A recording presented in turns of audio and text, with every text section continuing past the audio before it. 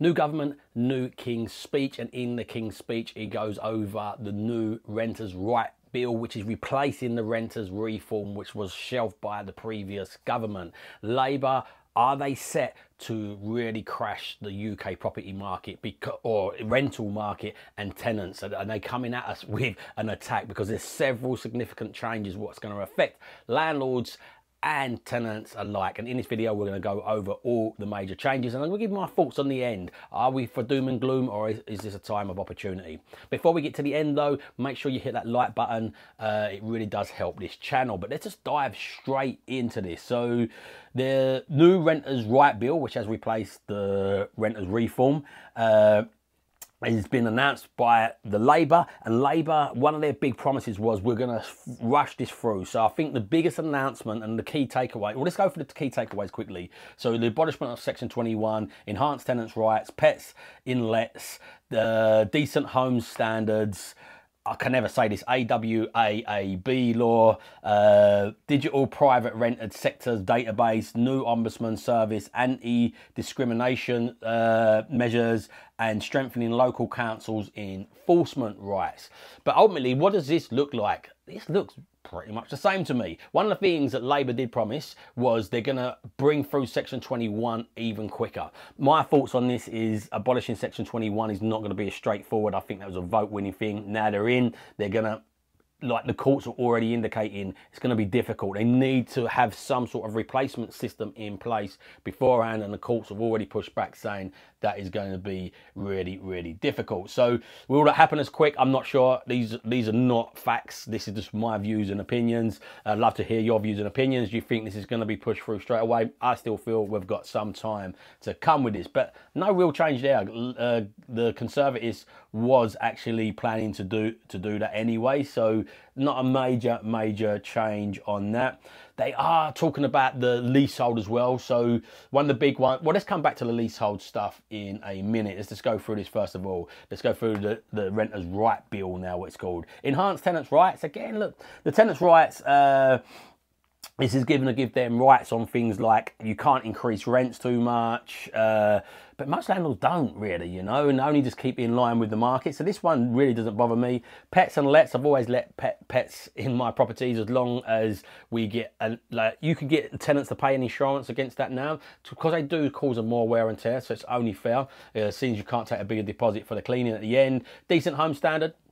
As standard, it should be decent homes. So as a landlord, you should be doing that, and hopefully that flushes some people out, which will create more opportunity. This AWABS, I don't even know how you say that, AWAABS law, that is basically legal expectations and timeframes for landlords to address the property issues. So again, it's just going to be a bit more stricter stuff around that. Council's already stepped in that with that anyway. How they're going to police that, I'm not sure, because they're already stretched. A digital private rented sector database, I feel this can be okay as long as it's both ways. There's a debate here. Tenants are not really wanting to be put on this, but then some of them don't mind being put on this because some banks will take rent as proof of being able to afford a mortgage. So for some tenants it might be a win-win. Some tenants don't want their information on there. I think that'd be fair if both tenants and landlords was on there. New ombudsman service. So basically, if you're a letting agent, you need property ombudsman for a complaint service, but if you're a private landlord, you don't need to be under the ombudsman scheme. I think that's pretty fair. I think like tenants should have a place where they can complain if they need to. So again, this is nothing that's really scaring me. Anti-discrimination measures against tenants receiving benefits.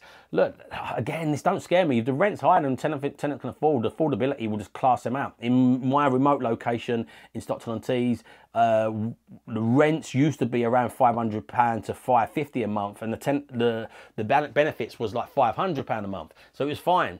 The benefits have now gone up to £550, but the rents have gone up like more like £650, £700. It's too much of a jump, and we can't let these tenants in there anymore, and it's very difficult. You can get like discretionary payments, get them topped up, but if a pet tenant forgets to keep on applying for them, it's just hard work.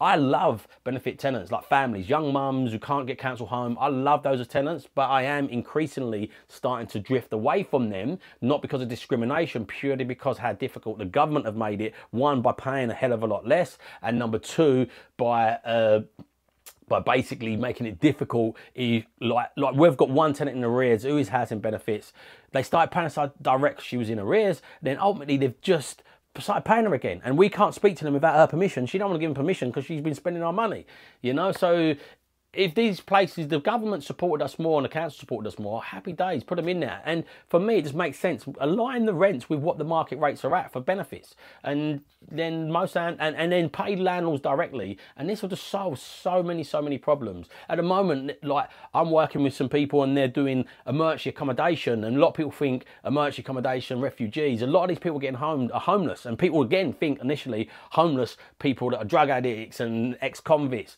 But no, a lot of these homeless people are getting homed, who are getting evicted from these houses because the landlords, I've had enough kind of thing, and it's so hard, especially with benefits.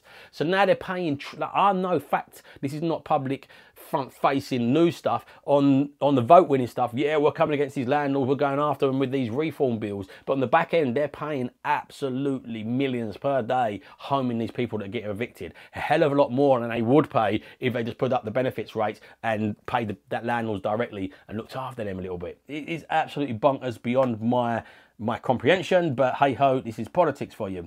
So strengthening the local council's enforcement, so the powers, that could be a bit scary. They might start fining you. Councils do love a reason just to collect some money and fine you, so that could be a little bit, you have to play that, because again, it's going to be tenants. Some tenants just want to moan and they're unreasonable, and they moan to the council. It could be yeah, it could make things trickier. Some other things that they mentioned. So one of the things, the renters reform bill got shelved, and it's now the renters right bill. So they've changed the name of it. It looks pretty much identical to me. Also, the leasehold actually went through, but they are looking at different changes with this. So they're talking about potentially scrapping leaseholds completely on flats. They're stopping it on houses, but scrapping it completely on flats or new build blocks. I don't think they'll backdate to old ones, but yeah, this is still a work in process, so that is not over yet. I don't see why there should be free. There should be, if somebody owns a block, there should, I believe there should be some contribution to people in that block for like communal areas, but like these extortionate lease extensions and that sort of stuff, I just don't think that is fair. So I think that's a great thing for both landlords and tenants alike, unless you are a freehold landlord. But going forward, if you're not buying for that strategy, then you just readjust how you do that going forward, if that makes sense. Because a lot of people bought blocks so they could have the ground rent and the extensions of the leases and stuff like that. But that'll just be factored into your numbers and baked in as you go forward. I think it'll be pretty unfair for old established people that have bought for that to completely take that away from them. Although I don't like that, I've just had to extend the lease and it cost me thousands, and they tied me through loopholes and cost me even more because they just played the system. You've got these lawyers that just play the system and just squeeze money out of people. So I'm not a fan of it, but I still feel it'd be a little bit unfair to take that away from people when people have invested in that just for an investment. There's even like pension funds and things like that in place for these sorts of things. So that would be a bit difficult, but going forward I think it's more than fair on new builds, and forget about leases and extension and marriage rights. Just sell them the part of the building that they're having and give them responsibility to look after communal areas with that. So that said, I believe this is going to have much more of a negative effect on sentiment than it has actually in reality.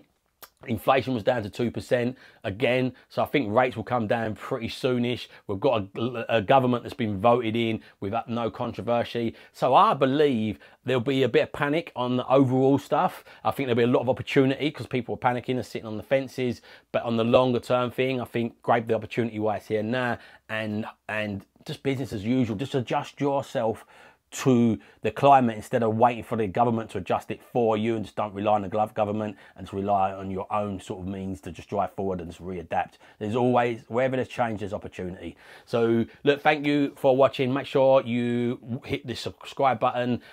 Make sure you hit that bell icon to watch these videos if you found it useful. My wife's living my terms. My mission is to help as many people live on their terms. So please share this out if you found it useful, and get other people involved with it. Put your comments in below what you think is going to happen to the market. What do you think is going to crash? You think it's going to flourish? Do you think this is good or bad for landlords? But remember, if you don't evolve your ideas, you're never going to live on your own terms. So evolve your ideas, live on your own terms, and have an amazing day.